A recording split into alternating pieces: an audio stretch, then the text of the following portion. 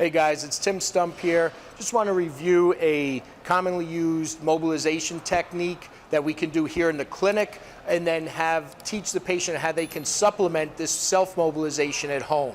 So we're going to use a talocrural mob to increase dorsiflexion in the ankle. So patient puts their foot up, whether you do this on the table or the floor or box I typically use. Get my hands right on the talus, put my hand behind the tibia, and I'll start with an AP mob. As she continues to gain motion, I'll bring her forward.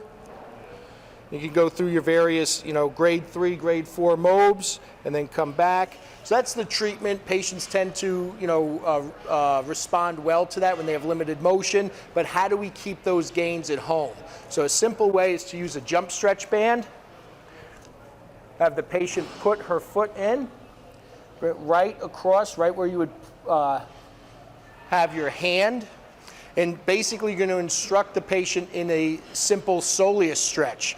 So she has to come out far enough where there's enough tension on the band, and then she's going to go into that stretch, and instead of a static hold, she's going to oscillate back and forth and try to simulate what you were doing with your hands in the clinic. Okay, so she can do 20 to 30 of those in a row, rest, and then try stretching and see if that's helped. All right.